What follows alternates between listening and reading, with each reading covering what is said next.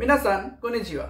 তো আপনাদের অনেকের অনেক রকম প্রশ্ন থাকে জব ভিসা রিলেটেড, যে আমি জব ভিসা জাপানে এসেছি এবং আমার কি কি লাগলো। যেমন আমি এটার মধ্যে লিখে রেখেছি যে কতদিন সময় লাগলো, অনেকে জিজ্ঞেস করে কতদিনের ভিসা পেলাম, কি কি ডকুমেন্টস লেগেছে, ইন্টারভিউ হলো কিনা, আর ভিএফএস এ সব থেকে মূল কোয়েশ্চেন যে ভিএফএস এ আপনার কতদিন সময় লেগেছে। তো এই যে পাঁচখানা প্রশ্ন, এই পাঁচখানা প্রশ্নের উত্তর আজকে আমি এই ভিডিওতে দেব। তো এখান থেকে আপনারা কিন্তু একটা আইডিয়া পেয়ে যাবেন যে কেমন সময় লাগতে পারে একটা জব ভিসা প্রসেসিং এ। তো আজকের ভিডিওটি শুরু করা যাক। তো প্রথম প্রশ্ন, কতদিন সময় লাগলো। যদি আমি বলি আমার পড়াশোনা শুরু করা থেকে জাপান আসা অবধি কতদিন সময় লেগেছে, তাহলে সেটা হচ্ছে আমার 2.5 বছর মতো আমার সময় লেগেছে জাপানে আসতে। কিন্তু যদি বলেন যে জব ভিসা প্রসেসিং এর জন্য কতদিন সময় লেগেছে, তাহলে সেটা আমি বলবো আমি নভেম্বর মাসে জব ভিসার জন্য আমি অ্যাপ্লাই করেছিলাম। ঠিক আছে, নভেম্বর গেল, ডিসেম্বর গেল এবং জানুয়ারির 23 তারিখে আমার কিন্তু সিওই বেরিয়েছে। জাপান থেকে সিওই বেরিয়েছে, সেটা আমি 27 তারিখে জানতে পেরেছি। জানুয়ারি মাসে আমি সিওই হাতে পাওয়ার পর আমি সব পেপারগুলো নিয়ে ভিএফএস জন্য অ্যাপ্লাই করেছিলাম এবং ভিএফএস আমি 8 তারিখের দিকে অ্যাপ্লাই করেছিলাম, সেটা ছিল শুক্রবার।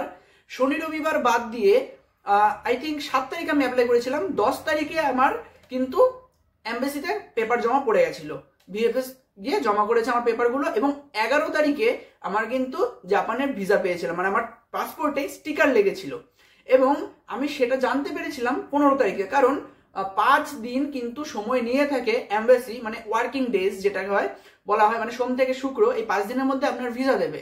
তো সেটার আমি কিন্তু পেয়েছিলাম 15 তারিখে, আমি জানতে পেরেছিলাম এবং আমার ভিসা কিন্তু একদিনে দিয়ে দিয়েছিল। মানে আমাকে 10 তারিখে অ্যাপ্লাই করেছিলাম আমি এমবেসিতে, মানে ভিএফএস থেকে পেপার জমা পড়েছিল এবং 11 তারিখে কিন্তু আমার স্টিকার মারা হয়েছিল, একদিন আমার ভিসা বেরিয়ে গেছে। ভিসা হয়ে গেছে সেটা শোনার পর আমি কেনাকাটা করি এবং 3 তারিখে আমি ফ্লাইটে উঠি কলকাতা থেকে।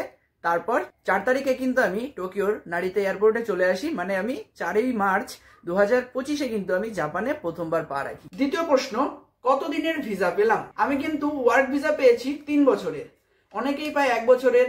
ঠিক আছে, এবার অনেকে আবার 5 বছরেরও পেয়ে থাকে, আমি পেয়েছি 3 বছরের। 3 নম্বর কোয়েশ্চেন, কি কি ডকুমেন্টস লাগে। প্রথম কথা, ডকুমেন্টস সবকিছু কিন্তু অরিজিনাল হওয়া লাগবে।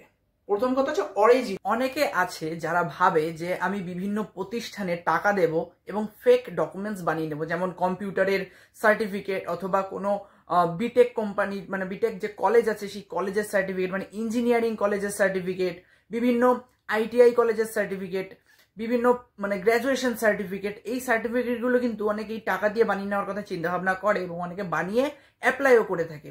আগেকার সময়ে কি হতো, এগুলো কিন্তু ধরা পড়তো না, সবাই কিন্তু বেরিয়ে জাপান চলে আসতো ইন্ডিয়া বাংলাদেশ থেকে। কিন্তু এখন ইদানিং এই জিনিসগুলো কিন্তু খুব ধরা পড়ছে এবং ভুরি ভুরি ছেলে পেলের ভিসা কিন্তু ক্যান্সেল হয়ে যাচ্ছে। এই দিকটায় খেয়াল রাখবেন, যেটা আপনার কাছে নেই ফালতু সেটা আপনি টাকা খরচ করে বানাতে যাবেন না। একবার ধরা পড়লে কিন্তু, মানে জাপানে একবার যদি ক্যান্সেল হয়ে যায় তাহলে কিন্তু সেই জাপান আসাটা কিন্তু খুবই মুশকিল হয়ে যায়। একবার ক্যান্সেল হওয়া মানে খুবই খতরনাক জিনিস এটা। তো সেই দিকটায় নজর রাখবেন যেন ফেক কিছু না হয়, অরিজিনাল, যেটা অরিজিনাল হবে সেটা যেন অবশ্যই অরিজিনাল হয়। আমাকে কিন্তু বাংলাদেশ থেকে অনেকেই মেসেজ করে থাকে যে তাদের কিন্তু নামে কিন্তু খুব প্রবলেম থাকে। তো এই জিনিসগুলো কিন্তু আগে ঠিক করবেন।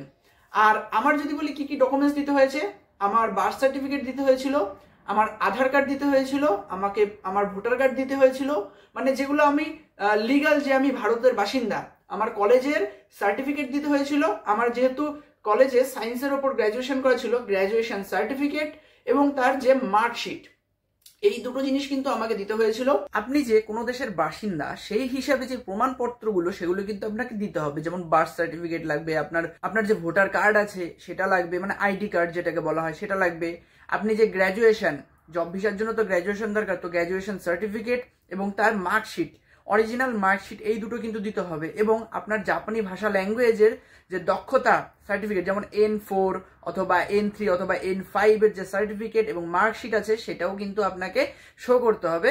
আর কিছু হয়তো টুকটাক এদিক ওদিক লাগতে পারে, সেটা আপনার যে এজেন্সি থেকে আপনি ফাইল প্রসেস করাবেন তারা কিন্তু জরুরি মতো বলে দেবে। আপনাকে নিজের ছবি দিতে হবে, এই জিনিসগুলো কিন্তু দরকারি, এইগুলো কিন্তু মাথায় রাখবেন। আর একটা কথা, যে সার্টিফিকেট যত কিছু আপনার একটা দেশের বাসিন্দা হিসেবে অথবা কলেজের সার্টিফিকেট অথবা N5 N4 এর সার্টিফিকেট যাই আপনার কাছে আছে, সেগুলোতে যেন নাম, আপনার ঠিকানা, যে অ্যাড্রেস, নাম, বাবা মা এবং আপনার বার্থ সার্টিফিকেটটা, আইডি কার্ডেরটা, এগুলো কিন্তু যেন প্রপার থাকে, এগুলোতে যেন কোনো ভুল না থাকে। এগুলোতে যদি ভুল থাকে তাহলে কিন্তু আপনি সব জায়গায় মার খাবেন। এই জিনিসটা কিন্তু আপনাদের মাথায় রাখতে হবে। এবং আমাকে আমার পাসপোর্ট দিতে হয়েছিল। এই জিনিসগুলো মানে যে আমি ভারতের বাসিন্দা এবং যে আমি জাপানে যাবো অ্যাজ এ জব এমপ্লয়ি, তার জন্য কিন্তু যেগুলো দরকার এই জিনিসগুলো কিন্তু আমাকে দিতে হয়েছিল। আর এগুলো সব অরিজিনাল এবং নিখুঁত থাকতে হবে, ভুল যেন না থাকে কোনো এর মধ্যে, তাহলে কিন্তু রিজেক্ট হয়ে যাবে। 4 নাম্বার, অনেকে কোয়েশ্চেন করে যে আপনি যে জব ভিসায় আসলেন তো আপনার ইন্টারভিউ হলো কি না হলো না। তো আমাকে কিন্তু ফোন করেনি বা ইন্টারভিউর জন্যও ডাকেনি, জব ভিসা কিন্তু আমাকে মানে দিয়ে দিয়েছে। এবং আমার সাথে একটা দাদা ছিল, তার বয়স কিন্তু 29 এবং সে একটি সরকারি অফিসে চাকরি করত। তো তার অফিসে ফোন করা হয়েছিল, তাকে কোনো ফোন করা হয়নি এবং তার ভিসা দিতে কিন্তু অনেক লেট করেছে, 2 মাস টাইম নিয়েছে আমাকে। কিন্তু যদি আমি ধরি, আমি জানতে পেরেছি 5 দিনের মাথায় আমি গিয়ে জানতে পেরেছি যে আমি ভিসা পেয়ে গেছি, কিন্তু এই দাদার কিন্তু জানতে 2 মাসের কাছাকাছি সময় লেগে গেছে। তো ইন্টারভিউ নিচ্ছে না কিন্তু ভিসা দিয়ে দিচ্ছে। এবার বাংলাদেশের সিস্টেমটা আমি সঠিক জানি না। 5 নম্বর কোয়েশ্চেন, ভিএফএস এ কতদিন সময় লাগলো? আপনাদের আমি বললাম ভিএফএস এ আমার 2 থেকে 3 দিন সময় লেগেছে। মানে মাঝখানে শনি এবং রবিবার ছিল বলে সোমবার দিন অ্যাপ্লাই করা হয়েছে, কিন্তু শুক্রবার দিন আমার ফাইল দেওয়া হয়ে গেছিল ভিএফএস এ।